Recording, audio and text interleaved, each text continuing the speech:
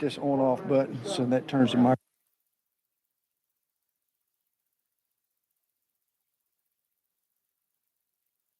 Just hit.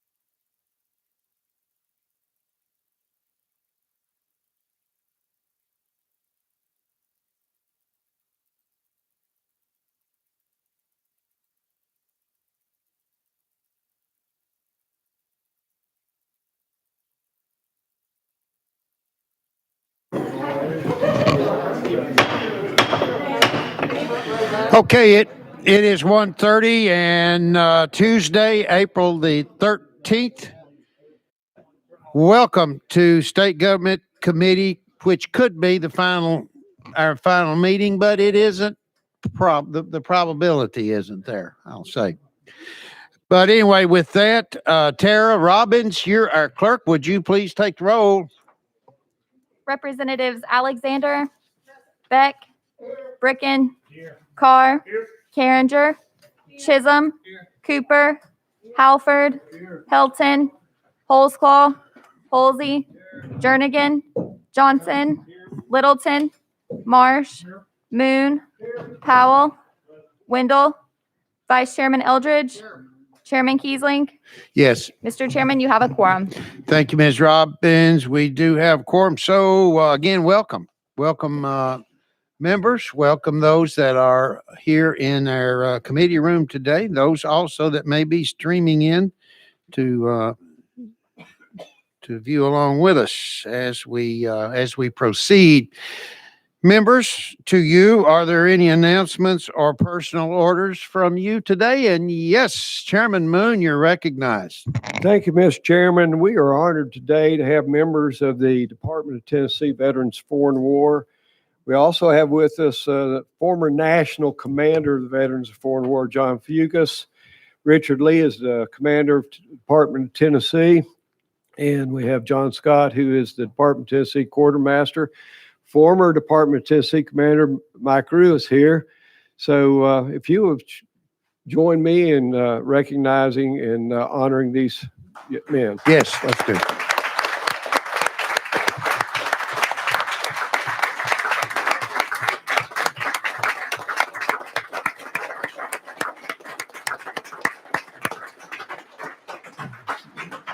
Thank you, Chairman Moon.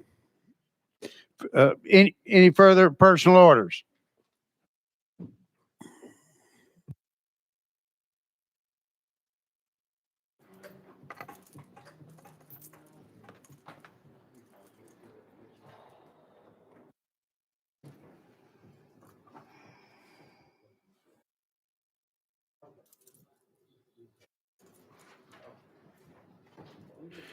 All right. Well, now let's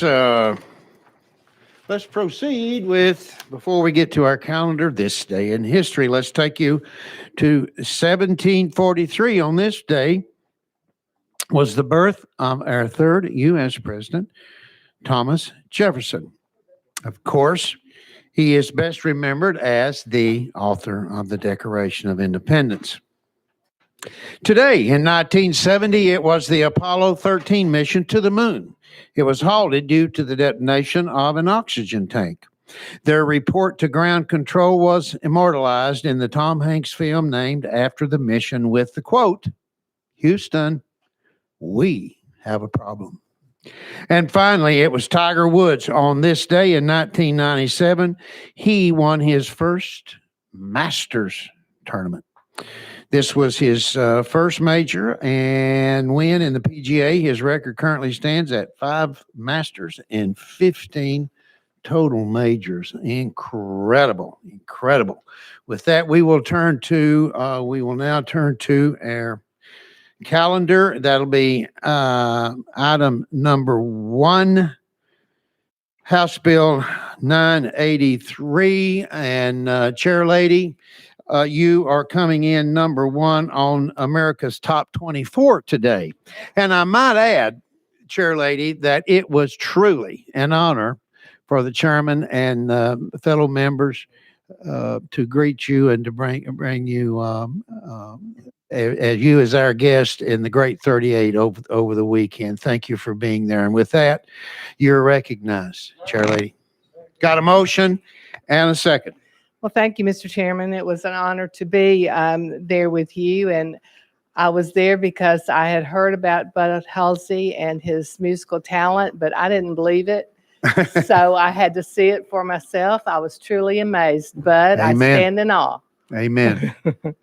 But to the business at hand, this bill simply renames the Council on Pensions and Insurance so that it is simply the Council on Pensions, which if you go back far enough in history, maybe not this day in history, but in Tennessee history, that's originally how the council was set up. So it will remove any insurance-related legislation from the committee's purview, and that's because we have in both houses of the General Assembly committees that study these issues in depth. Certainly. So with that, Mr. Chairman, I would entertain questions. Absolutely. Well said. All right. Questions to the sponsor. We got a question on the bill, and I see no objections. Let's vote on House Bill 983. Those in favor, please say aye. Those opposed, like sign. The ayes have it. And Chair Lady, you are headed to calendar and rules. Congratulations. Thank you, sir. Thank you. Thank you, committee. Item number 2. That's House Bill 1481. And Chairman Farmer, you are with us. Welcome to the podium, sir. I see that we have an amendment. You do have an amendment. Would you give us that tracking code, please, sir? It's 5730, Mr. Chairman. You are correct. Tracking code 5730. We have a motion and a second on the amendment. Thank you. Those in let's get this on the shall we? Let's go ahead. Can we do that? Do I hear a call for the question on this one? We do. We have that, and I see no objections. Those in favor of tracking code 5730 amendment, please say aye. Those opposed, like sign. The ayes have it. It's on the bill. Now, why don't you give us, that makes the bill, I'm sure. So proceed, Chairman Farmer. Yeah. And thank you, Mr. Chairman, members. And it's good to be back at least in front of the state committee. I was on it for the past couple of years with Chairman Kiesling and enjoyed being on it tremendously and miss it. We miss you. But what this bill does is it's for the smaller wineries. It's going to allow them to ship a little more wine across our state. It's going to allow them to ship up to 270,000 liters of wine per calendar year. That brings it from 3 cases to 6 cases.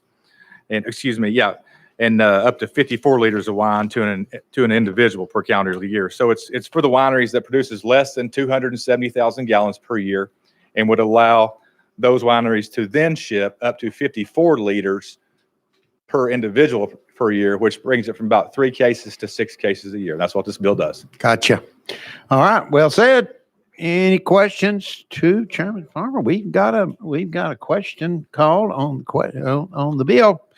I see no objection. Let's vote. Those in favor of House Bill 1481 as amended, please say aye. Those opposed, like sign. And the ayes have it. And you, Chairman Farmer, are headed to likewise calendar and rules, sir. Thank you. Thank you all. Thank you for being with us today. All right. We'll now move on to item number 3. That is House Bill 1040. We have a motion and a second. And we have an amendment, do we not, Chairman? Yes, sir, Mr. Chairman. We do Chairman have an amendment. Faison. Would you give us that tracking code, please? 6975. You are correct, 6975. Do you want to explain that before we vote? Or we've got a call for the motion. We got a second too as well. Any further questions to the sponsor before we vote? Let's vote. Those in favor of tracking code 6975 amendment, please say aye. Those opposed, like sign. The ayes have it. It is now on the bill.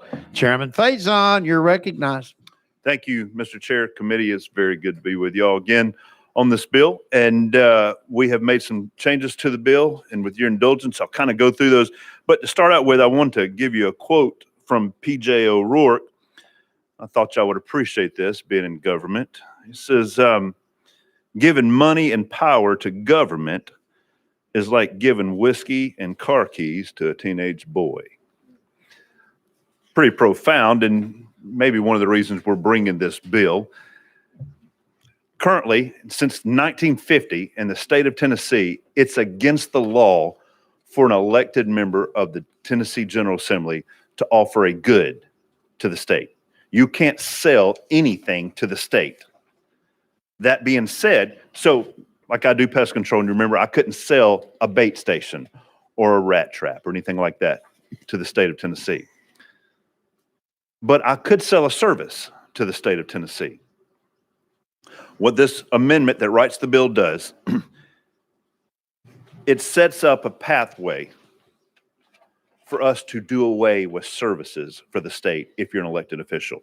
Now, some of y'all in this committee, you are currently doing services for different divisions of the state of Tennessee. If that's true, and you have been given a service to Tennessee and you're compensated for that service outside of this legislature, you will continue to be able to do that. And every year, April 15th, you know that in 2 days we have a report due where our money comes from as legislators outside of this legislature. It would still be something that you have to report. This year, if you're doing it and you're currently doing something like that by September 1st, you would have to report it. And then you move forward starting in April 15th, you'd have to report it every year. That's what's happened for all of us that are currently elected, because we don't want to stop anybody who is currently came in as a legislator doing that. Moving forward, if you come back into the 113th General Assembly, you would not be able to continue doing a service for the state of Tennessee unless you openly said, this is what I'm doing for the state, and moving forward, I will put this in a blind trust and I will take my hands off of it and not be a part of the business moving forward. This, we took out the part that had, if you had a 51% controlling part of this business, we took all that. If you have any interest in this business moving forward for the next group of people that come in, you won't be able to do that unless you put it in a blind trust. Now, if you want to get into a business and you're currently elected and you're not offering that service right now, you wouldn't be able to start that. If you're elected right now and you say, you know what, excuse me, I would like, moving forward, I'd like to get into some business, you wouldn't be able to do that. And basically, that's the crux of the bill. Okay, you've heard an explanation of the bill as amended. Any questions to the sponsor? We do our the Honorable Representative Bill Beck. Bill, you're recognized. Thank you, Mr. Chairman. And to the sponsor, we've spoken on this several times. And I want to tell you that I do appreciate you working on the bill and trying to get it in a better posture. I still believe that we're going to have some unintended consequences with people who might be running or in the future who have any connection with THDA or any type of affordable housing or stimulus credits that are provided through THDA in order to help the less fortunate looking for homes or or housing in our city and our state. And so we've talked about that, and I just want to tell you that I do think this is going to have some unintended consequences, but a lot of bills around here do. Thank you. Chairman Faison, your Thank- response? Thank you, Mr. Chair, and to the gentleman from Davidson County. I hear what you're saying, but I would also encourage the committee that we don't make our decisions based on a hypothetical. We make our decisions based on what is right. And also moving forward, I would say that this bill takes care of services, not a subsidy. And I think what you're talking about is the state paying a subsidy to help somebody who's less fortunate, not a service back to the state of Tennessee. So I think there's a pretty big difference in what you specifically brought up. and what this Representative bill's Beck. doing. Further question? Well, my understanding is that it's any contract for services, correct? Just like you gave the example of your pest company. Chairman Faison. So first of all, we got to make sure this has nothing to do with contracts, because contracts come to an end. And this is if you have started a service before you were elected, you can continue that service. Even if you don't win the contract this year, you had a service that you provided to an entity in the state of Tennessee. But specifically, when it comes to low-income housing, that is not a service you're providing to the state of Tennessee. You're providing something for an individual, and the state of Tennessee is subsidizing that individual at a rate to be able to help them stay there. There's two different issues that you're conflating, and you can't do that with this bill, because this bill only deals with a service that you're putting back to the state of Tennessee. You're recognized, Representative Beck. What you're referring to is for a sitting member, not for future members. Future members would be barred from any contractual relations with the state. Chairman. Thank you, Mr. Chair. For a service rendered to an entity of the state of Tennessee. But that is not a service. That is a subsidy, and I did check with legal on that. Representative Beck. But future, anyone being elected cannot contract for a service with the state. That is Chairman. correct, unless they were doing it already. Okay, Representative Beck, further? Wait, and now correct me on, unless they've been doing it already. And they're And willing they're to put it in a running- blind trust. Once they. And they put it in a once- blind trust. Before they're sworn in, the day they're sworn in, was that second Yeah. Tuesday at high noon, they would have to have put it in a blind trust by then. Yes, Representative Beck. So in other words, if Joe Blow wants to run for state representative or state senator, and they do have an organization that does do business with the state, they would have to put that in a blind trust going forward. There would be it would be an absolute bar to holding office to having any contract doing business with the state. Chairman. What my intent is moving forward in Tennessee is for the public to know that if you're an elected state representative or state senator, you can't use your current elected position to benefit yourself. And so that is correct. You would have to have it in a blind trust that you had no control over moving forward. So you couldn't use your elected position to benefit yourself. Representative Beck. Very good. I think we talked about a politician who did that, which was Governor McWhorter which was his beverage business, and I can understand that. Thank you so much. Sure, you bet. Chairman. And I wanted to make sure y'all understood one more thing. Sure. This does not impact the executive branch. This is a legislative thing. And furthermore, one more thing I need to get on the record and clarify. If you're doing something for a member of the General Assembly,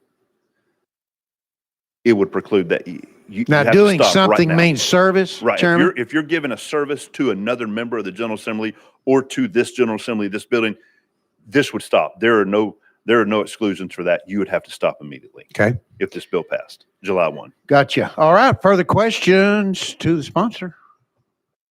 Hear a call for the question? Yes, we have a call for the question, and I see no objections. Therefore, let us vote on House Bill 1040 as amended. Those in favor, please say aye. Those opposed, like sign. The ayes have it. And you are riding into the sunset, going to calendar and rules, Chairman Faison. Congratulations. Could I ride back into this committee for a minute? Well, you That's may all. saddle back up, and we're going to recognize the chairman again on item number 4, House Bill 1250. Got a motion and a second, and you have an amendment, and would you give us that tracking code? Chairman? 3908. You're right on, sir. So with that, let's get this adopted. Who's got a motion on this one? Yeah, we got a motion and a second on the amendment. Those in favor, let's vote. Those in favor, please say aye. Those opposed, like sign. That amendment is now on the bill. Chairman, you're recognized. Thank you, Mr. Chairman, committee. Good to be with y'all again.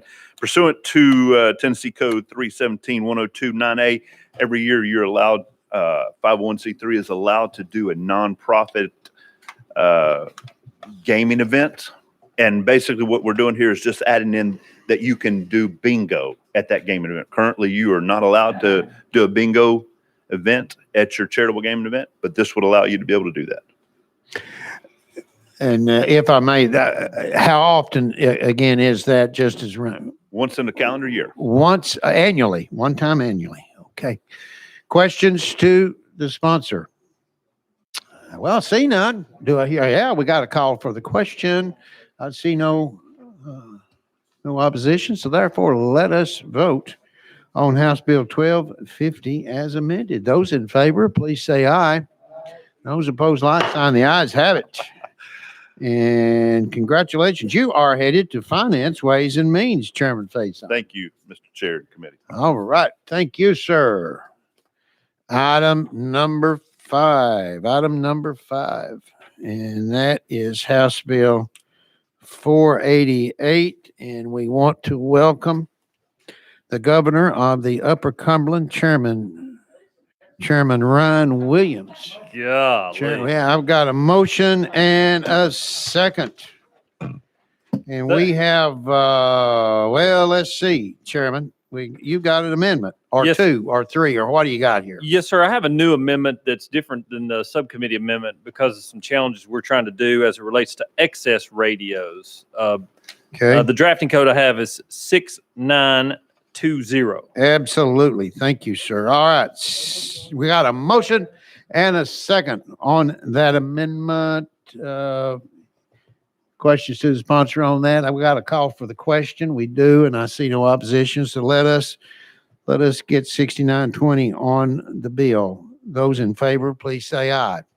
Those opposed, like sign. The ayes have it, and we've now placed tracking code 6920 on House Bill 488. Chairman, you're recognized. Thank you, Chairman and members. This bill as amended would allow the Department of Safety's radios that are the troopers are getting rid of. As you may have seen from the budget, the governor has put in new radios for the troopers. These old radios, current statute does not allow them to be given to other departments across the state. This bill would allow those to be given at no charge to those distressed counties first. And if there are any radios left over, they'd be given to those counties who petitioned Department of Safety that they had a need for said radios. With that description, I'm Sure. happy to answer any questions. Good explanation. Any questions to the sponsor? Got a call for the question.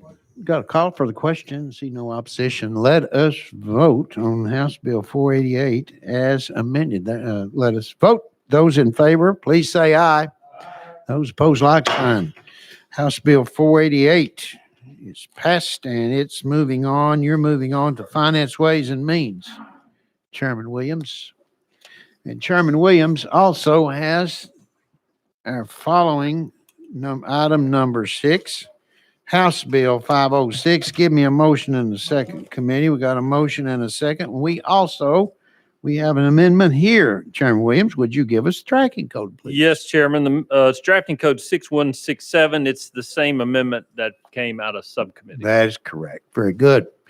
Got a motion and a second on the amendment. Those, let's see no opposition. Let us vote. Let's get this adopted. 61, 67. Those in favor, please say aye. Those opposed, like sign. Ayes have it. We now have tracking code amendment, tracking code 6167 on the bill. You got it. Chairman Williams, proceed, please.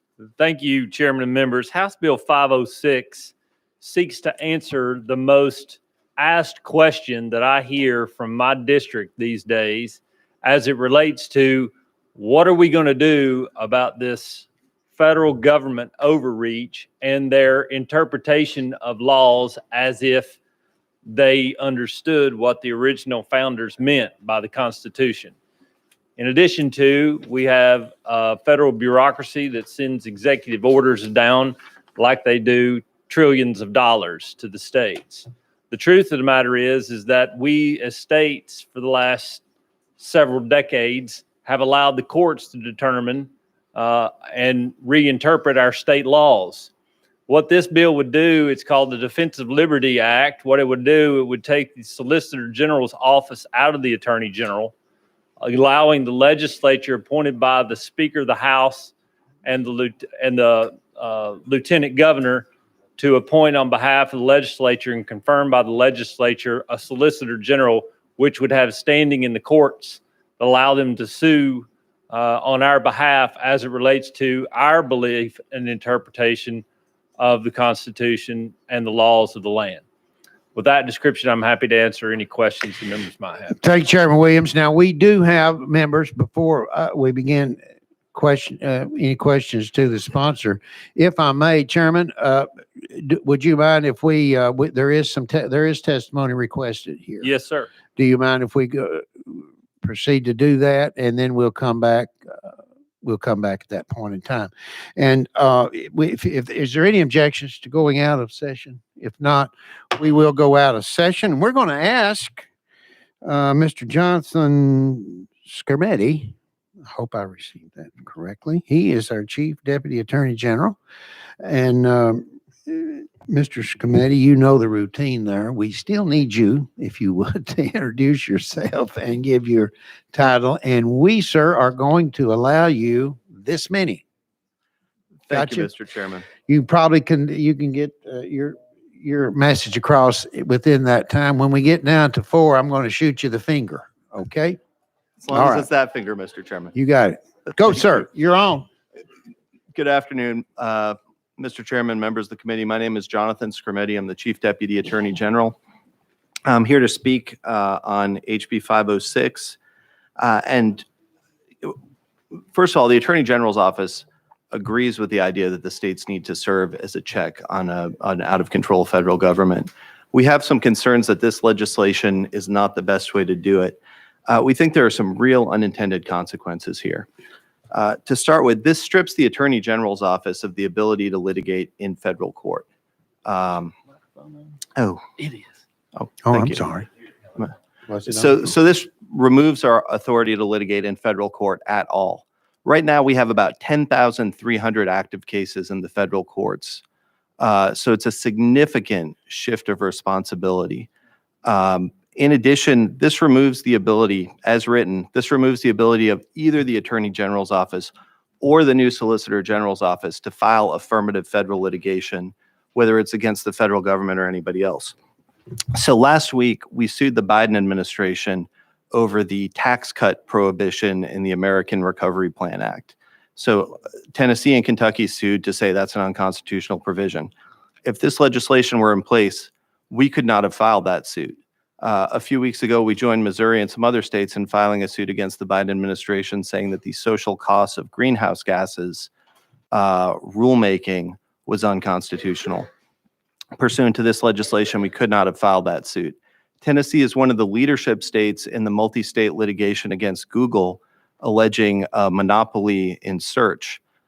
We could not have filed that litigation had this legislation been in place. Same with our suit against Facebook.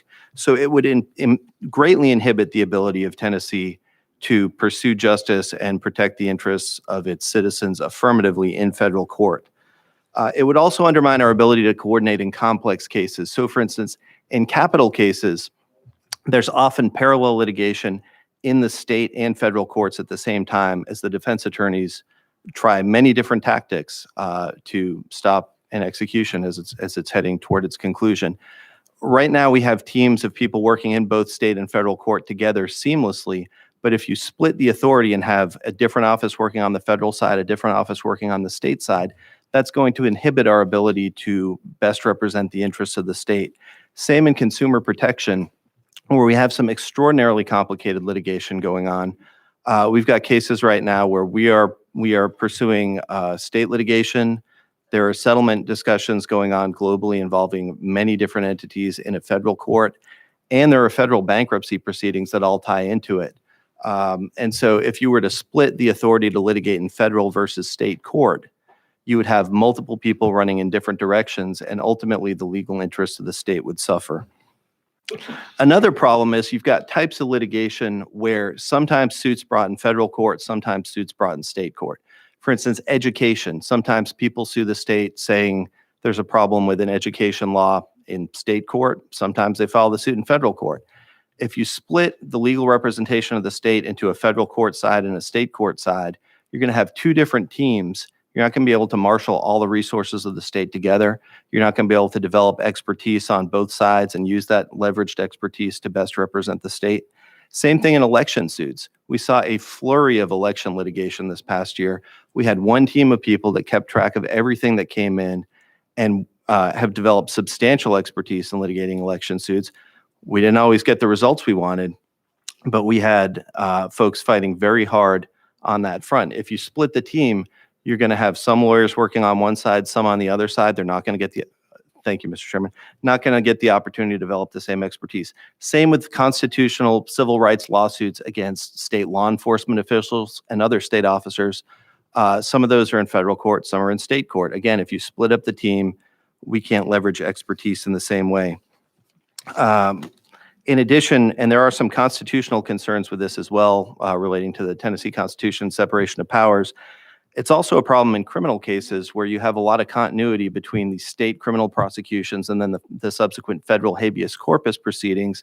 On top of which, if there's a state case that suddenly has a cert grant issued, then it becomes a federal case in the U.S. Supreme Court. So there's a lot of overlap between the work we do in state court and federal court. And drawing a hard line between federal court litigation and state court litigation is going to ultimately hurt the ability of the state to see its legal interests vindicated in the best possible way. Thank you, Mr. Chairman. Thank you. I can't believe it. You're spot on. 5 minutes, exactly 5 minutes. Incredible. Questions to Mr. Skrmetti? We do. Representative Powell, you're recognized. Yes, question. Doesn't the current duties of Solicitor General for the state investigate TennCare fraud? Sir, that's part of the Medicaid Fraud Integrity Division, which is outside the Office of Solicitor General in the Attorney General's office. So the Office of Solicitor General is a group of appellate lawyers in the office, but we have 16 other litigating divisions, including the Medicaid Fraud Integrity Division, which incidentally has brought in about $3 million to the state over the last 2 years, litigating in federal court. So were you to draw a line, that would be removed from the Attorney General's office. Representative Powell. Okay, and so then who, if that is removed, then who would investigate? Would that function still be able to continue? Or without that office, would that be, who would be able to fulfill that function? Mr. Skrmetti, you Thank you, proceed. Mr. Chairman. Thank you. As the bill is written currently, neither entity would be able to file an affirmative federal lawsuit to recover fraudulently obtained Medicaid funds. So there wouldn't be anybody who could go after that money. We could piggyback on a federal suit after they had filed it, but we wouldn't be in a position to file the suit.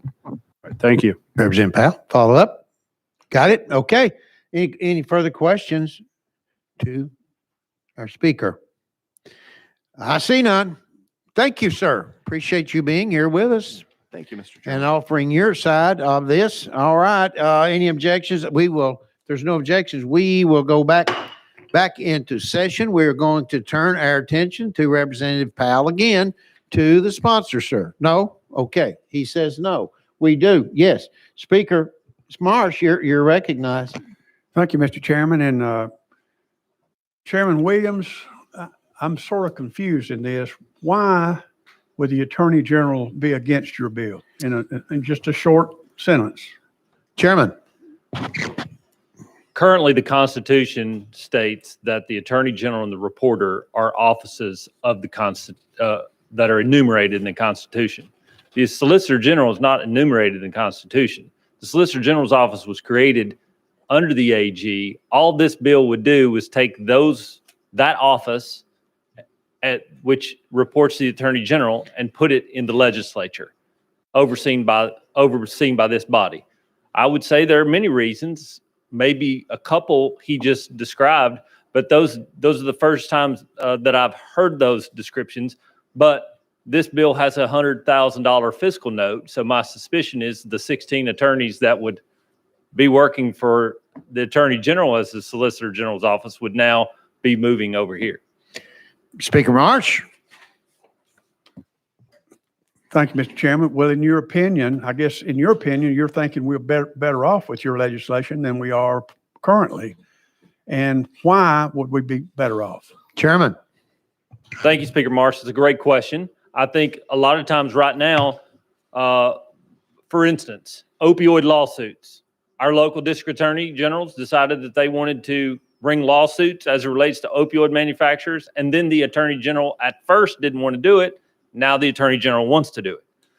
If we had the opportunity to do that, then we could direct them to do it, and we wouldn't wait upon the Attorney General's office to do this. I think this allows us to be able to answer the question to our constituents that says, this is what I'm doing as it relates to things that our constituents are concerned about.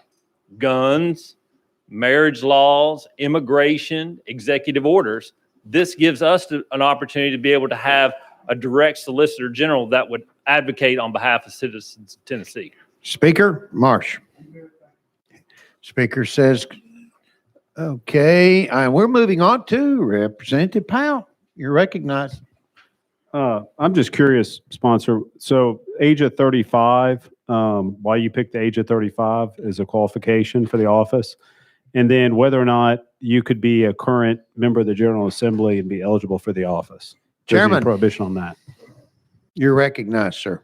Thank you. The age, I think, is based upon the statute as it relates to a justice of the Tennessee Supreme Court, as well as the understanding that you would garner more experience there.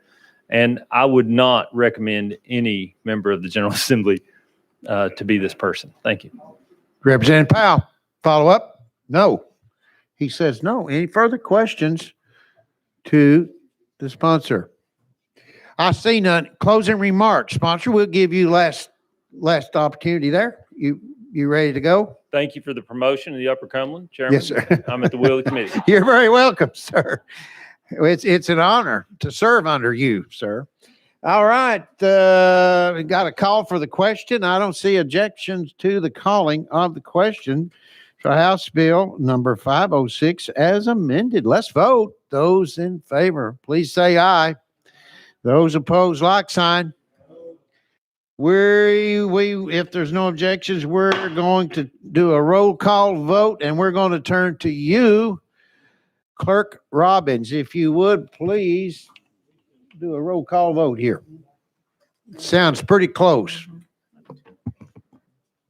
Representatives Alexander, Beck, Bricken, Carr, Yes. Carringer,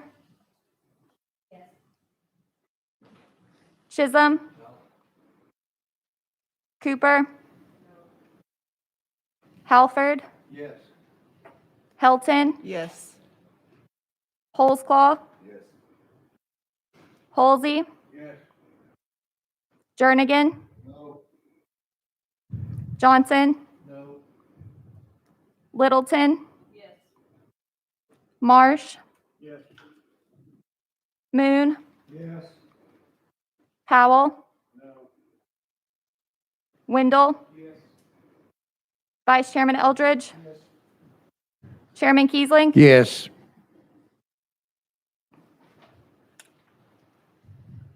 Mr. Chairman, you have 12 ayes, 8 noes. 12 ayes, 8 noes. Therefore, we will go back into session and declare House Bill 506 as amended passed. And it Thank you, moves, Chairman and members. and it moves on to civil justice. Yes, Representative Wendell, you're recognized. Mr. Chairman, would I be out of order if I recognize somebody as a guest of ours today? We would love for you to do that, sir. You may. By my calculation, 52 or 53 years ago, this young man was in Southeast Asia, particularly in the Republic of South Vietnam.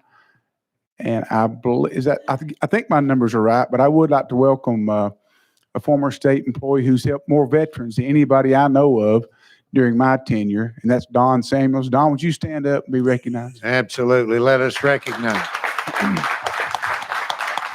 Now, Don, you're in the U.S. Army, weren't you? You had the privilege of being in the U.S. Army, right?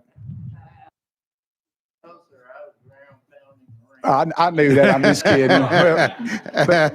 But thank you for your service. Thank you very much. Thank you, Don. Thank you, Chairman Wendell. All right, let us, I know Chairman Hawk has been anxiously awaiting to present House Bill 138. That's item number 7 on our calendar. We already have a motion and a second. Representative Hawk, I'm impressed, sir. You may proceed. I am too, Mr. Chairman and members. Thank you. Invariably and most recently, special legislative sessions have become the norm of what we do as a legislative body. I'll read from a news release that came out over the weekend. Lawmakers are mulling either a prolonged recess this year or returning into special session to nail down a spending plan for the upcoming budget year. Invariably, every year we are being called into special session. What this bill, House Bill 138, does is sets forth parameters for a September session of the General Assembly to be held every other year, every odd year, beginning on the Tuesday following Labor Day. If there's nothing to do in that particular legislative session, we convene as a General Assembly and we meet in the chambers with a quorum, and then we can adjourn. But invariably, again, there is something that can be done by the General Assembly, whether we have a true, summer studies at that point in time, if we get a budget reconciliation or a budget presentation of the budget document that has just finished up the prior month. If there are issues that can come up, only one issue per legislator can be introduced. So we've got 99 pieces of legislation that come before the House, 99 in the Senate as well with 33 members. They can have 3 pieces of legislation. This puts a hard stop on the September session. If we have to go beyond the 3 weeks after Labor Day and the end of September, it probably needed to wait until the following January anyway. We had this idea 5 or 6 years ago, flew it up the flagpole. We had some support at that time. Would like to see if we've got the same support this year. This gives us, when we run for office, we'll know exactly what the parameters are of our service and know when we're going to come in. I'll be happy to answer any questions or address any comments that any members may have. All right. Thank you, Chairman Hawk. I do have one the chair has quickly. Now, on the, I noticed in the notes, the Senate, where's this posture? Have you got an up-to-date, just a very current up-to-date on the Senate side over there? Where are you? I do not have an up-to-date. You do not? This is an issue that has come from me. I think the Senate, Senator Sutherland is waiting to see what action we take over here being the first year of the General Assembly. So he has not brought the bill up for conversation in the Senate as of this moment. Gotcha.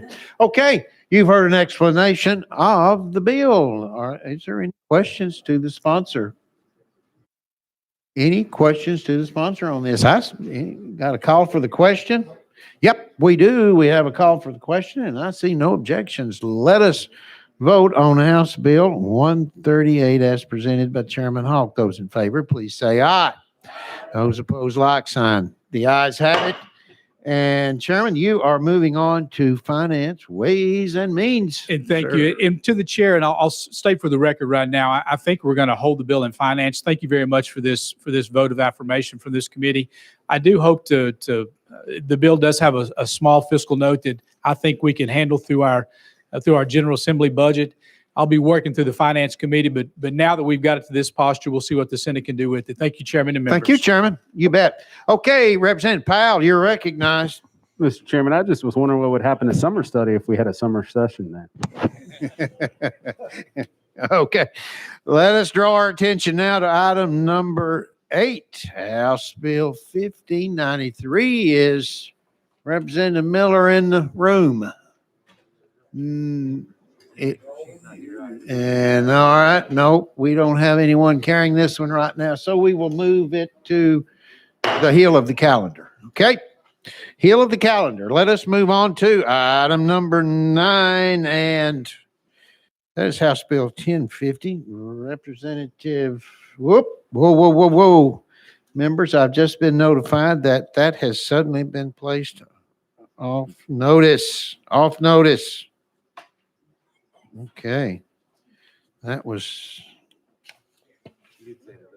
I didn't mean, I thought I did. House Bill 1050 for the record, in case I didn't. Okay, let's move on to item number 10, House Bill 1538 by the ever beautiful Chair Lady Weaver. Thank you. You are recognized. Thank you, Chair Chairman. Lady. Thank you, members, for that wonderful welcome. That was very kind. You've got, now, if I may. I have an amendment. There is an amendment. You've got one or two amendments here, Chair Lady. Well, the most recent one is 69, 6979, and then you had 5441. I think I'm being told we need both of those Correct. You on do. there, Chair Lady. So if I can, Mr. Chairman, put this bill in its proper posture for you so that I can explain. Do I have your permission? Well, let's to do that? let's get you cleaned up here. All right. Let's get a motion and a second on the bill. On House Bill, we do. We have a motion and a second on the bill. And now let us move on to amendment number 1, correct? And that is tracking code. If you would, give us that tracking code on amendment 1, Chair Lady. The First Amendment, 1 is 5441. Excellent. And that's, yes. That's fine. We got a motion and a second. Questions to the sponsor on this one? None? Let us vote. Let's get that adopted, okay? Those in favor, please say aye. Those opposed, like sign. That one goes on the bill. Let's move on to amendment number 2, Chair Lady. You're up. Okay. Tracking code. 6979. Got it. Got a motion and a second. Yes, we do. Those in favor. Got a call for the question on that. Therefore, let's vote on tracking code 6979, please. Those in favor, please say aye. Those opposed, like sign. Now that's on your bill, Chair Lady. Now back to you as amended, House Bill 1538 for an explanation, please. Thank you, sir. So I'm very passionate about this bill, and I'll tell you why. I have a constituent that I pass his home every night and morning when I come to and from the legislative body here. And he brought this to my attention about the amount of Social Security disability fraud that's happening right before many people's eyes across our state. And so this bill sets up a separate independent department that is fully funded by the feds. They are already operating in 40 other states with this same kind of program, and they want Tennessee to be involved because it's about what you and I should be very concerned about is saving the people's pocketbook. And disability was, the genesis of disability is to help those who are truly disabled and cannot work. And so bad actors are out there pretending that they're disabled and they're not, and they're doing things that prove they are not disabled. And that's the crux of what Mr. Jesse, my constituent, was saying. You know, we want our Tennessee dollars to go to people who do need this funding. So this bill, what it seeks to do, as amended, will set up a special department, which I mentioned to you earlier. Just a second. Take your time. Let me grab here just a second.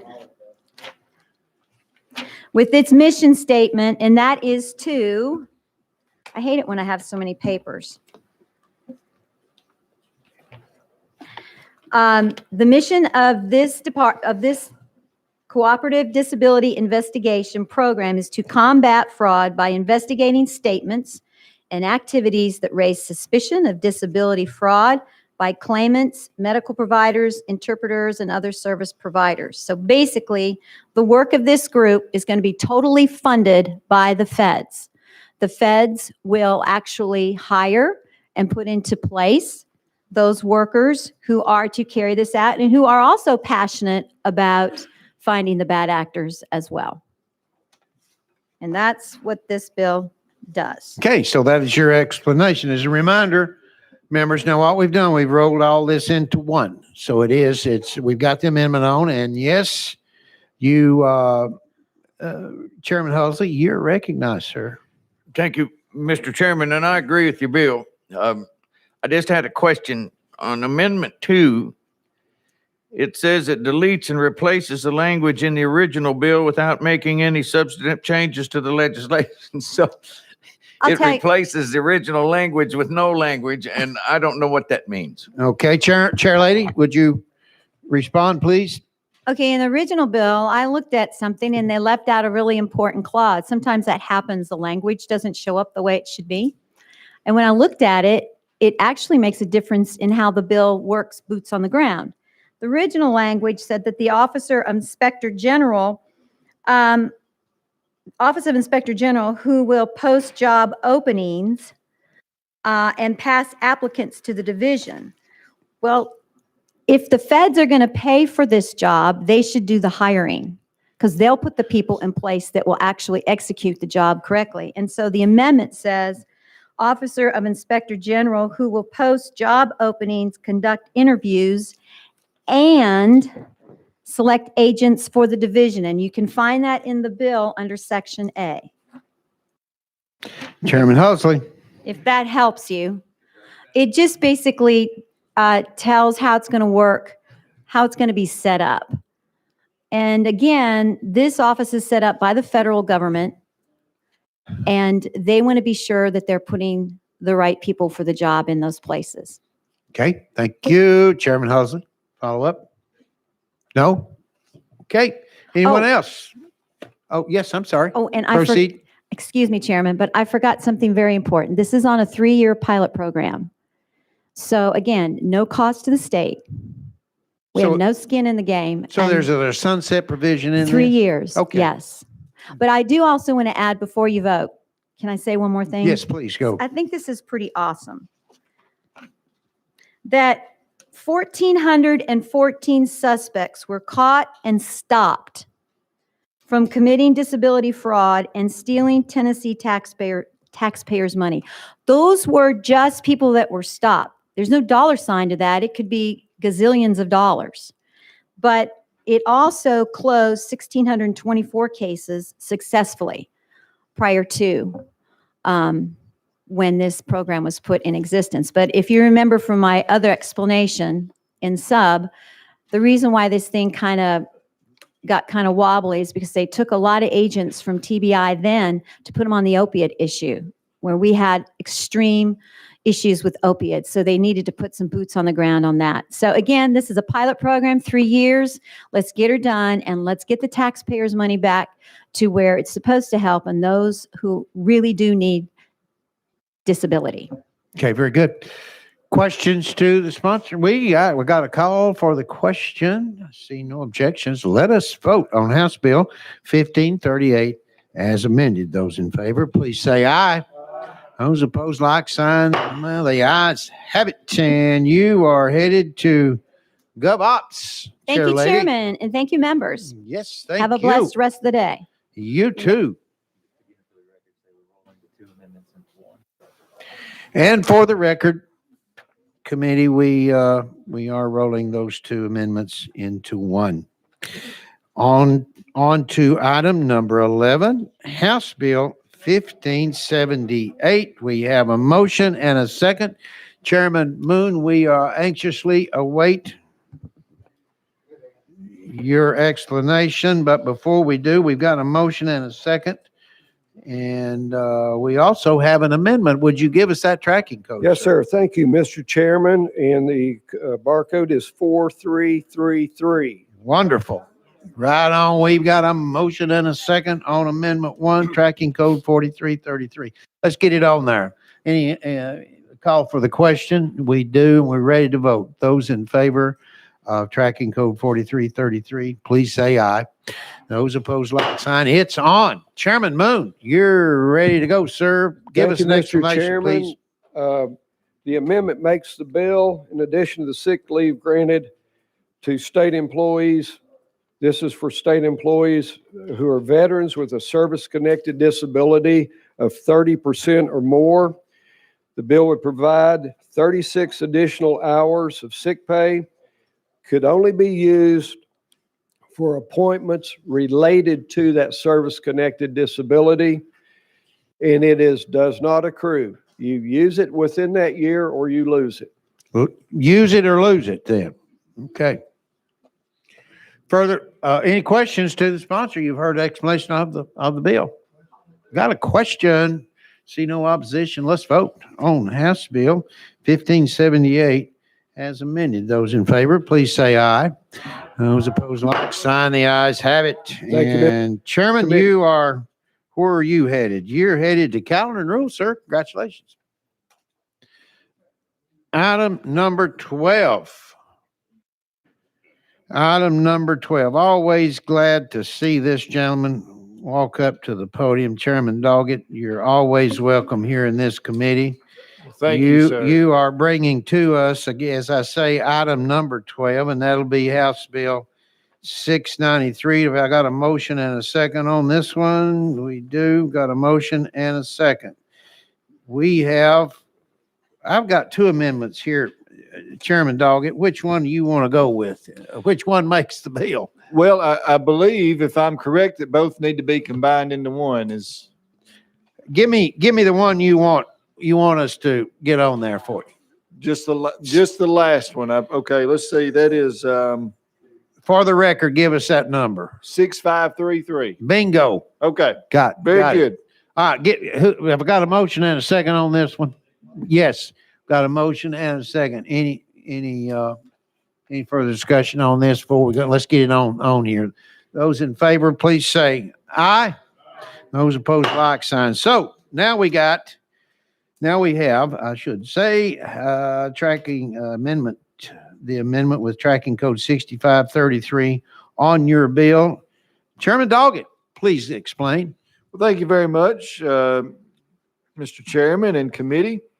What we're seeking to do is create a committee here, joint committee of the House and the Senate, a committee on federalism that will examine federal acts, laws, orders, and regulations that might come down from the federal government. This committee would meet. They would study these. They would have at their disposal the staff attorneys and even input from outside. They could have hearings, and then once they have their findings, we can meet as the General Assembly, make a resolution that goes to the Attorney General's office, in which at that point they can file a lawsuit on our behalf. Very good. All right, you've heard an explanation of the bill as amended. Any questions to Chairman Doggett? Yes, we do. Chairman Bricken, you're recognized, sir. Thanks, Mr. Chairman. Again, we just passed out of this committee a bill dealing with creating a Solicitor's General's office, and I'm sure if this bill passes, and we have passed a lot of, I'm sure, legislation in the past that directs us to if we file a suit to go to the Attorney General. So maybe it's a legal question. If the previous legislation goes forward to create a Solicitor's General, legislation that's been directed to the Attorney General, how does that get affected? Now, before would you like for us to go out of session, That'd be Chairman, fine, yes, sir. and turn to our legal? And that, let us do, if there's no opposition, we will. We will go out of session. Mr. Matt Mundy, we'll turn to you, please. Thank you, Matt Mundy from Legal. I think they could have concurrent jurisdiction. I just think that would be something that we'd have to reconcile if both bills got out of full committee before they were addressed on the floor. Chairman Bricken. Okay, but again, that, I know these two might have to be reconciled, but I keep wondering about all the other legislation that we might have on the books that reference Attorney General's direction or action that might also need to be affected. Maybe that's a little bit broader. Mr. Mundy? Thank you, Matt Mundy for the record. I think this is it's a very narrow pathway to direct the Attorney General to file a lawsuit based on the recommendation of a committee that's being created by the bill and their recommendation to the General Assembly, who will then take that recommendation under advisement. And then the General Assembly would adopt a resolution directing the AG to file a lawsuit on the basis of that they find the federal law executive order to be unconstitutional. Chairman Bricken. Chairman Bricken says he's on it. Okay, very good. All right, Chairman Jernigan. No? Okay.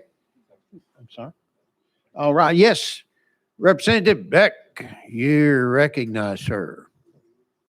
Thank you. And Chairman Doggett, how would No, this? no, we're still out of session, Representative Beck. Oh, okay. then Yeah, skip we're still with pass. legal here. Pass. Okay, pass. Representative Beck passes. Any further questions to legal? None. I see none. So let us no objection. We will go back into session and Representative Beck, now you have the spotlight, sir. Thank you.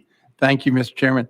And Chairman Doggett, I'm just wondering how this is going to interface with the supremacy clause. Are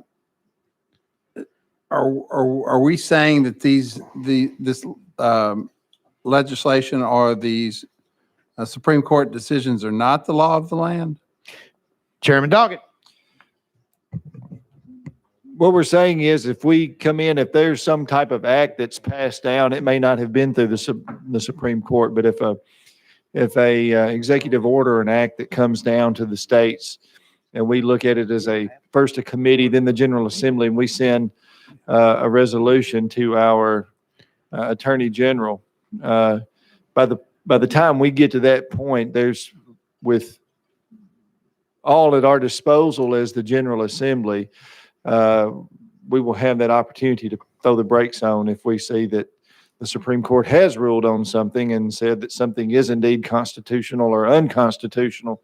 We'll have those checks and balances along the way. The previous legislation that I had before this amendment would have had us running the car off the side of the cliff. And so people a lot smarter than me has helped craft this amendment to make sure that the boat stays in the right direction, that we're going without violating any supremacy clause. Representative Beck. Well, thank you for bringing the car back off the cliff. Thank you. Thank you. Okay, very good. All right, further questions to the sponsor? See none, and I've got a call for the question.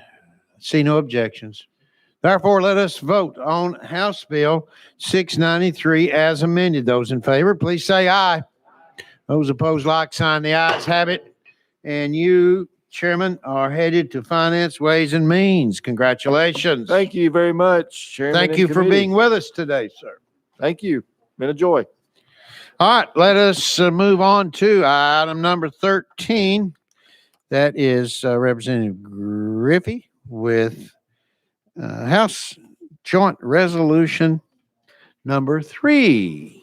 And as we begin there, Representative Griffey, there is testimony here. As a matter of fact, those in favor of and those that are opposed. So with that, but we're going to turn our attention to you, sir, for we got a motion and a second on the House Joint Resolution. Thank you, So- Mr. Chairman. And because my veterans and other members of charitable organizations have asked me, they did ask me to ask for a roll call vote on this. So, but if y'all want to go out of session, take the testimony We can do that. first. Sure, of course. Thank you. If there's no objection, we will go out of session and we will begin with Mr. Michael. If you would please make your way to the table. Michael Rue. I hope I pronounced that correctly.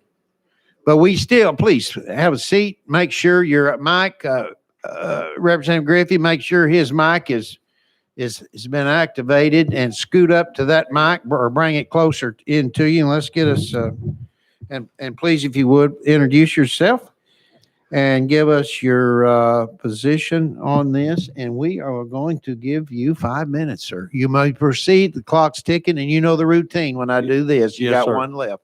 Go, sir. Good afternoon, Chairman and members of the committee. My name is Mike Rue. I am currently serving as a legislative chairman for the Department of Tennessee Veterans Foreign Wars. I'm here on behalf of nonprofit veterans organizations in support of this resolution, HR House Joint Resolution 0003 for bingo. And I want to thank Congressman Griffey for actually bringing this bill forward. As you know, veterans organizations, veterans and auxiliary we have continued to do great things through volunteer service. As nonprofit organizations, we must create fundraising opportunities to generate revenue to support our mission, often donating personal funds. Bingo can provide a steady source of revenue for our charitable causes such as grants, scholarships, veteran outreach, community programs and projects, emergency relief, and honor guard, to name a few. This revenue will significantly enhance these programs to meet the needs of current and future generations of veterans, active military, and their families. As you know, as a 501c19 veterans organizations, we are there to promote the social welfare of the community, to assist disabled and needy veterans, war veterans, and members of the U.S. Armed Forces and their dependents, and the widows and orphans of deceased veterans. I want to recognize a few of the veterans organizations that are here that are in support of this legislation. The American Legion, which has over 37,000 members and auxiliary. The current state commander is unable to attend, but he assured me that he has already voted, his membership has voted in favor of this legislation. We currently have the commander of the Veterans of Foreign Wars, Richard Lee, representing over 19,000 veterans and auxiliary in support of this legislation.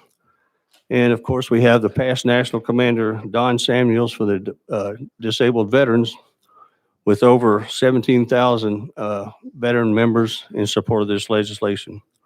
And I also want to recognize the Vietnam veterans, which is our largest veterans membership in our Veterans of Foreign Wars. And the current president here is Mike Calger in the audience, and I want to thank all the other veterans here for supporting this legislation. A few things I want to mention that actually we do in the community. I think you may know some of these. Our legislation is key. Suicide prevention is vital.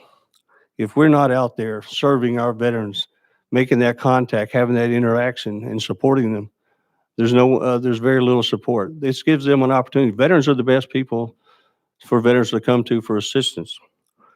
We do this through legislation, but we also reach out to these veterans and bring them in. There's many cases where veterans have been able to talk to other veterans. Who better to talk to than a veteran's going through the same experience? We also have volunteer work out in the Veterans Hospital. There's thousands of hours where volunteers go out. They provide food, clothing. We donate there. We go down and help with their projects, their programs. Honor Guard, funeral services, and patriotic days. Scholarship programs, the AMVETS, the VFW, American Legion, Military Order of the Purple Heart, Marine Corps, DAV. That's just to name a few. Community projects, we're out cleaning up the community. We're doing things to help others. We also, our community service, we're out doing home repairs, handicap ramps, etc., food donations, clothing, helping families in need. Also sponsoring families during Christmas when they don't have the funds to take care of their families and their children. Donations, we're out donating to hospitals, funerals, etc., vehicle repairs, emergency disaster. As you know, here in Nashville during the tornadoes, the veterans stepped up. I want to follow up with just a few more things to point out. We are a volunteer organization. This bingo we see as a win-win for the state of Tennessee and the veterans organizations, increased revenue and continued service to our veterans and active duty and their families. As nonprofit organizations, we must abide by bylaws, state or local laws, and IRS publications. We are confident that Tennessee legislation and law will strictly govern nonprofit bingo, and all veterans organizations will ensure compliance. Again, thank you for allowing us, veterans of Tennessee, to come before this committee. Help us help our veterans organization by passing this resolution. Who better to help veterans than volunteer veterans? If not us, who will advocate on behalf of veterans, active duty military, and their families, and continue the great service to our communities in the state of Tennessee? Thank you, Mr. Rue. We are out of time, and I appreciate your time. So Thank you. while we've got Mr. Rue still sitting, are there any questions to him from the committee? I see none. Thank you again, sir, for not only for your time here, but your service to our country. Thank you very much. And with that, we will ask Mr. Charles Armstead, if he would, to please make his way. Again, I ask, please, out of respect to our speakers, please hold your conversations down if you would. Mr. Armstead, you know the routine. This isn't your first rodeo here.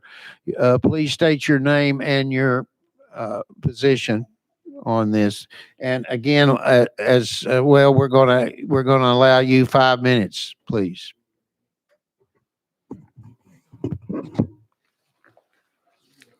I am Charles Armistead, an advocate for addicts, and those include veterans.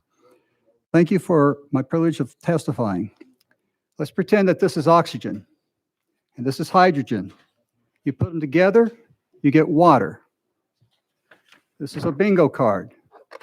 This is a dollar bill. You put it together, it no longer is bingo. I'm sorry, Mr. Armstead, and I apologize if the message didn't get across. You cannot use, the committee does not allow any. I'm sorry, I did not know that. I know that, and I'm sorry, okay? Okay. But please proceed. Okay, did I lose time? You may proceed, but no. Okay. All right, full disclosure here. I oppose bingo gambling because I've studied the gambling economics for 34 years and I know the issues. Yet I helped Representative Griffey craft this bill. Why? Because we're going to have bingo someday, and I wanted to eliminate any mistakes that the other states have made. And because I helped craft this bill, I know the strengths and the weaknesses. Now, Representative Griffey is going to present the positives, and there are a lot of negatives, but I don't have time for two. First, Representative Griffey inserted that the courts would have no jurisdiction over the Secretaries of State authority or decisions. I raised this alarm. Representative Griffey said, well, he didn't want the court's interference. Well, there are four things here. If the Secretary of State is doing the job properly, there will be no court interference. Two, legal experts say this strips the courts of legal authority over bingo gambling, and it appears to be, they say, an end run around the courts by the gambling lobby. Three, this means that your veterans organization, scout troop, civic group, church group, other nonprofits will have no legal recourse if there's a problem. And you may hate hearing this, yet every legal person with whom I've talked says this opens ourselves up for a future Operation Rocky Top down the road. So if we have our Secretary of State, we have our courts, but if they don't work together, a future Operation Rocky Top. Two, a major glaring problem is bingo every night of the week. Representative Griffey told me that this bill was to help veterans and nonprofits supplement their income for charity work. And I appreciate what the veterans are doing. But I begged Representative Griffey to change this to 2 or 3 times a year. His response was, well, we have sports gambling 24/7, why not bingo? Just because we approved a 737 plane called 24/7 sports gambling doesn't mean we need to expand the fleet. So I contacted the VA hospital in various places around the nation, and I found a whole set of facts, including this one, about how I'm sorry, I can't raise it up, I'm sorry. What it says, 1 out of 10 vets in VA treatment are problem gamblers. PTSD veterans are up to 60 times more likely to have a gambling problem than the general population. 4 out of 10 of the vets and psychiatric unit patients meet criteria for problem gambling. 4 out of 10 veterans seeking help for gambling report a suicide attempt. Now, I can give you a lot more, but when it came down to the area called what prevents them from helping a vet with their gambling addiction, the second thing they listed was the presence of bingo gambling, in which service members average $100,000 wagers per month, and that's just in North Carolina. Now, do you really want to add injury to our veterans who are hurting? This runs totally against our veteran Republican patriotic thanks to our vets. Now, I sent a copy of the bill to Dr. Richard Roenthal, co-director of the UCLA Gambling Studies Program. He responded, "The more available gambling is, the more people will gamble. The more people will develop gambling problems, and the more severe these problems will be. And yes, there will be an increase in harmful consequences, illegal activities, fraud, embezzlement, theft, family problems, spousal child abuse, divorce, suicide, new law enforcement needs, and this runs totally against our Republican family values." Now, Republican Griffey said at last committee, "Let the people decide." Really? You have seen great colleagues in this House lose election because their opponents outspent your friends. Let the people decide will be let those with the most money decide. I talked to Dr. Chapman, director of the VA Gambling Rehab Unit in Cleveland, Ohio. She says, yeah, Ohio used the same thing. Let's use our veterans to get bingo approved, but then they don't realize the consequences in the long run. And she's having to deal with the consequences. Now, while Gambling Lobby may not have talked with Representative Griffey, they definitely want this referendum because it's their next step to casino gambling. Your time's up, Mr. Armstead. May I make one last sentence? One quickie. You approved Representative Hakeem's bingo bill last bit. You approved an amendment this afternoon. Both of those are far superior to this bill. Thank you, sir. Any questions to our presenter, Mr. Armstead? Well, yes, we do. Chairman Halsey, you're recognized. Could you give me those stats again on the gambling with veterans? Mr. Armstead. Sure. This comes straight from the report. It's 1 out of 10 are problem gamblers. These are veterans, 1 out of 10. This is a report from North Carolina. Those with PTSD are 60 times more likely to have a gambling problem. 4 out of 10 seeking treatment for gambling report a suicide attempt. 4 out of 10 in a psychiatric unit at the VA hospital meet every criteria for problem gambling. And that one of the reasons they cannot get effective treatment is because of the presence of bingo in North Carolina. And vets are averaging $100,000 per month. Now, I agree. It looks good. It sounds simple, but it's not. We don't see the harm down the road because in gambling, the majority always lose eventually. Okay, Chairman Halsey. Follow up. Yes, Representative Alexander, you're recognized. Sir, Yes, ma'am. what would keep them from doing the 24/7 gambling if they wanted to as a veteran? Mr. Armstead. The thing that's already passed, sir. We already have that. Yes, sir. But that's a different demographic. That's what those who do online. Those who do online gambling is a different demographic. Those who play bingo are like those who also play the lottery. It's a different set of people. Now, you're right. If you pass bingo gambling, they can actually do 24/7 bingo gambling like in North Carolina. And that's a problem for our vets, a problem getting the help that they need. Because while you can get rid of alcohol, you can get rid of the drugs, you can't get rid of the money. They still need the money. Representative Alexander. Thank you, Chairman. Thank you, sir. Okay. Chairman Wendell, you're up. So you referenced North Carolina study. Yes. In that study, what's the definition of a problem gambler? Mr. Armstead. Definition of a problem gambler is that you end up spending more money on gambling than you would on other things. You can't stay away from it. Chairman Wendell. Follow up? No, he is not. Is that correct? Yes. Representative Carringer, you're recognized. Thank you, Mr. Chairman. This is very disturbing. I mean, I understand exactly what you're saying. And anyway, I'm very active with District 2 DAV there in Knoxville. And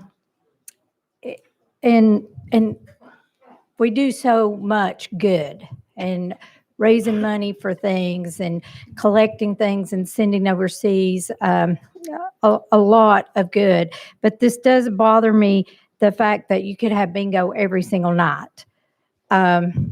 So I was just wondering if, there was any way that we could, like we say once a month, that they meet once a month, but I encouraged Representative Griffey to do 2, maybe 3 times a year. But the best bill really still is once a year, like you've already approved. Now, you're going to have to work out which bill you're going to take otherwise. And I understand, but also organizations that go into bingo gambling eventually deteriorate as an organization. Representative Carringer. Follow up? yeah, and I support our veterans and I support our the DAV. I'm very, very strong supporter of it, but I do have some heartburn with this every single night to allow bingo there. So this is a tough. It's kind of not, I don't know. It puts us all in a bad situation to try to determine how we're benefiting all. So, thank you. Okay. All right. Further questions to Mr. Armistead, because we are watching the clock. We got to have time to transition from this committee to the next. Any further questions to Mr. Armistead? No? Thank you, Mr. Armistead. If there's no objections, we will return. We'll return to session and back to you. Now, what? Representative Alexander, to the sponsor, is that correct? Yes, to the sponsor. Representative Alexander, you're recognized. So sponsor, does this bill, does it determine which 5013Cs can do this, or is it open to any 503Cs, any church, anybody that wanted to use bingo? That's question one. Question two. Well, let's let Okay. one at a time. One time, sorry. Representative Griffey, answer that one, please, if you would. Thank you very much, Mr. Chairman and members of the committee. The way I look at it is we are elected representative lawmakers. We're not rulers. We're not allowing bingo. What we're doing, if we decide to pass this, is simply say, we're going to let the citizens of Tennessee make a vote whether they want to allow veterans and other 501c3s. It's not just veterans organizations. Okay. And I tried to work with Mr. Armistead to pare down this bill so that it doesn't get out of hand like it has before. And I'm happy to walk through those, but I wanted to be responsive to your questions. Representative Alexander, follow up? Yes, just one. And there's no set amount of times they can do it a year? Yes, Representative Griffey. Thank you very much. To try to address Mr. Armistead's concerns, and he's got experience in Alabama and other states have had bingo gambling. And I don't want this to turn into electronic bingo or something else. So what the bill actually would do is if we pass this to the voters and they approve it, we can only authorize bingo, and it shall prohibit the use of third-party vendors in conducting any bingo games. So it's going to have to be done by the organizations. It prohibits the use of electronic bingos and all other casino type stuff. So we're talking bingo with the stamp or the cards or whatever. And Mr. Armistead is incorrect on this. He misstated. It limits the number and duration of bingo games by a single organization to no more than once per week, 4 times a month, no more than 4 hours at a time. So what it would do is allow bingo night for 4 hours, and that's it, once a Representative week. Alexander. Thank you. I just wanted to clarify. All right. Representative Powell, you're recognized. Thank you, Mr. Chairman. And I didn't have questions for the last presentation, but I just wanted to say, and I do take exception to the fact that, while I support this piece of legislation and think it's worthwhile, that somehow voting for this can be tied with some major political corruption scandal that's existed in the state. I've not had a single person approach me about this piece of legislation, and also take exception to the fact that it was commented that somehow supporting this is taking away from support we might have for the VFW and the veterans, because I think veterans, if the VFW gets money from this, will help spend money on programs to deal with problem gamblers that could be veterans. And so I think it's very worthwhile, and I just want to make on the record to say that I take exception to those remarks. The other thing is for the sponsor, I mean, we continue to lose money, and I probably have a different opinion on gaming than most people on this committee. But I mean, we continue to lose money in this state to people that are gaming outside of our state. This would keep money in our state that allow people to do bingo, that would go to nonprofit organizations who have a mission driven to help give back to people in the state. Is that correct?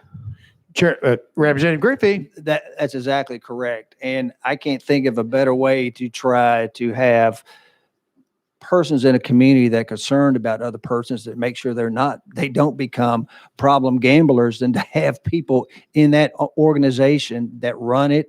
They're non-paid volunteers. All the proceeds have to be used for charitable purposes. It's highly restrictive in the bill. And the only thing about the Secretary of State provision was, I didn't want, if we were going to do this, I didn't want the Secretary of State to keep getting sued all the time on approving this or that. So that's why I said, look, the Secretary of State makes the decisions regarding authority and his decisions over the organizations and bingo. If the Secretary of State was doing something outside of the law, the courts are still going to have jurisdiction over that. So I'd take exception with Mr. Armistead's presentation on that. as Very well. good. Follow up, Representative Powell. No follow up. He says no. All right. The hour is at hand. Any further questions? We've got to go. We got to run. Time's up here. Okay. Are we ready? Do I hear a call for the question? Yes, I do. And I see no objection. Oh, he did. That's right. My apology. My You did veterans request a asked me roll to do call vote. that. My apology. Ms. Robbins, would you proceed? We will go ahead and have you to do a roll call vote, please. Representatives Alexander, Beck, Bricken, Carr, Carringer, Chisholm, Cooper, Halford, Helton, Holsclaw, Halsey,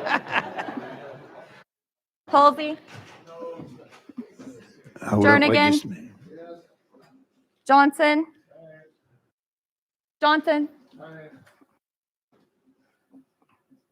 Littleton, Marsh, Moon, Powell, Wendell, Vice Chairman Eldridge, Chairman Kiesling. Yes. Mr. Chairman, you have 17 ayes, 1 no, 1 present not voting. 17 ayes and 1 no. The chair, House Joint Resolution, we declare, has passed, and you are moving on to Finance, Ways, and Means. Representative Griffey. Thank you very much, Mr. Chair and members of the committee. Thank you so much for that. Thank you. The remainder, all right, we are out of time. The remainder of this calendar will be taken up on next week, okay? I need a motion and a second, and we are adjourned.